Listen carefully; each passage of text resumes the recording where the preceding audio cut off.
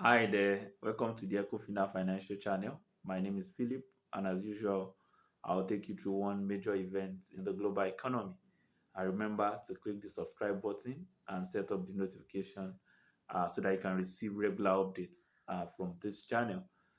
So today we'll be looking at the topic CBN, AbokiFX, and the case for Naira stabilization. I'm sure you must have heard about it that the CBN has openly declared war on AbokiFX, the foreign currency aggregation website. They publish current foreign currency rates in the parallel market on a daily basis. And the CBN believes that AbokiFX is sabotaging the efforts of the Apex Bank and manipulating the rates in the parallel market. Now, this declaration was made at the end of the Monetary Policy Committee meeting last week by the central bank governor himself, Godwin Emefiele. Um, it's strange, really, to see this attack coming on this agency. And indeed, today we'll not try to defend them, but we'll just try to look at the merits, really, of this accusation. Um, First, we look at the communique released after the MPC meeting, where the CBN was urged to take further steps to restrict the activities of unauthorized and illegal dealers in the foreign exchange market. And then the CBN was also mandated to ensure that all foreign exchange transactions are conducted at the importer and exporter window to ensure transparency and stability.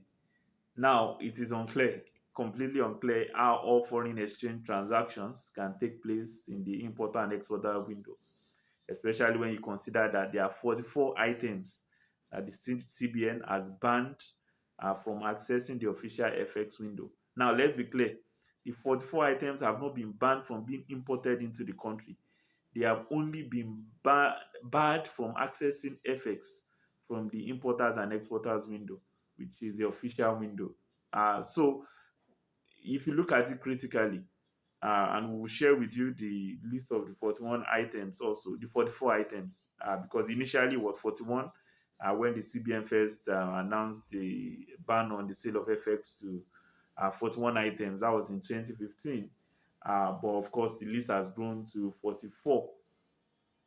And, even though we look at the list in a bit, you can see that it's not rocket science, that all FX transactions will not happen in the official window, given that these 44 items, they are legitimate. People can import them into the country, but they cannot access the official window for it.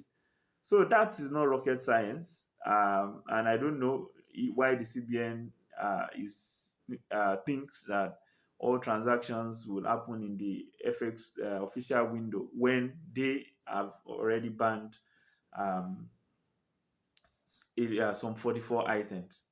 So the importers of these items will definitely seek FX from an alternative window, which the parallel market clearly provides. Um, so it is clear. Here we show you the list of the 44 items. In addition to the 41 items was first released by CBN in 2015, milk and dairy products, fertilizer, as well as maize and corn have been added to the list. When you look clearly, the number 8 on the list will show you is private airplanes and jets. And of all the 44 items, that looks to be the only luxury item on that list. All the other items, are more or less basic products. And Nigeria has not yet achieved self-sufficiency in the production of these items. So, which means that we still need to import to support even local production if we produce any of these things at all. So this invariably means that there are legitimate businesses which still need to access FS, but they cannot get it from the official window. So we are explaining this so that we get a good background, so that we understand the issues the CBN is raising against AbokiFX. Now there is scarcity of foreign currency. There can be no denial of that. And because the CBN has continued to manage the FX in the official window, It's not allowing for a true price discovery of what the foreign exchange rate would have been if not for the management they are doing. And also, you see that the response, of course, of AbokiFX was to temporarily suspend the publication of rates on their website, saying that if the CBN thinks that they are the ones manipulating the rate, they can as well step aside and allow the market. But again, we are not trying to hold brief for them or trying to. The CBN should conduct its investigation and see if they are indeed guilty of any form of market manipulation. That should be done. But again, it's disheartening, really, that the FX situation in Nigeria has become so bad that just an FX aggregation website is being accused of manipulating rates. Now, because when it comes to things like this, it's the function of demand and supply. So if demand is high and supply cannot meet up, then the prices will go up. But if there's enough supply in the market, really, and there isn't so much desperation because people can access as much as they are, then the prices will normally automatically come down, which is what we think would ordinarily determine the prices in the parallel market. And so an aggregation website which just probably goes to a couple of BDCs or goes to a couple of foreign exchange dealers to get rates and then uses probably the mean to publish on their site is now the scapegoat. I think we're just trying, they are just, we think that CBN is probably just trying to make a scapegoat of them because it's unclear how they by themselves can manipulate the market. Demand is born out of need. And if the prices continue to rise in the parallel market, it must be that the demand pressure is high compared to the supply. It also means that importers and exporters and even other buyers must believe that the true exchange rate will be high enough, or maybe they have a desperate need for it for that market to thrive. So this is simple economics. As long as the demand continues to exist at the exchange rates they are posting in the parallel market, there is no reason for it to come down. And one thing that is important for us to also note is that this parallel market will thrive more in a place where there is information asymmetry. By information asymmetry, we mean that where the information is not available to others and people cannot clearly see where the market is, the operators in the market can easily, just raise the prices to what, or connive to raise the prices to rates that are not even good enough. So even the importance of the AbokiFX website cannot be denied.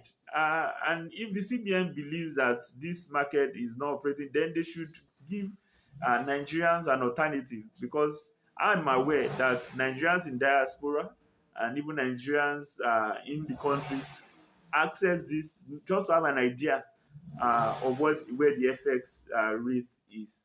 So it's what we think. The CBN must accept that there's another market outside of the official window. The earlier the CBN accepted that, the closer it will be to resolving the issue, because clearly now there's an easy path to arbitrage. As long as the rate in the official window is as low as it is at around 412 thereabout, and the rate at the official window at the parallel market is as high as it is, where it closed around 570 naira to a dollar on Friday, then dollars will always find its way from the official market to the parallel market. There can be no denying that. Whoever will do it, we don't know. But those who access the FX from the official window will find a way to sell it off at the parallel market where they can get a good rate for it. So it's a clear path to arbitrage. And if the CBN must contain this, then it must make more effort. Maybe allow the exchange rate to move so that there will be a bit of price discovery, and then things can turn around. Again, we've said it before, it's not only monetary policies that is going to solve the foreign exchange crisis in Nigeria. It will only do a bit of it. Fiscal policies, which the government is in charge of, must be handled appropriately to ensure that things get better. In fact, infrastructures, local production, and of course, exports have to improve for there to be any permanent solution to Nigeria's foreign exchange crisis. So that's what we think. We think that there's probably not much even AbokiFX can do, being an aggregation website, but the CBN should continue its investigation, but they should look more at the policies that they are implementing to see how this can really be solved. So that's our thoughts. You can also share your thoughts on the FX situation in Nigeria in the comment section, and we'll see you next time.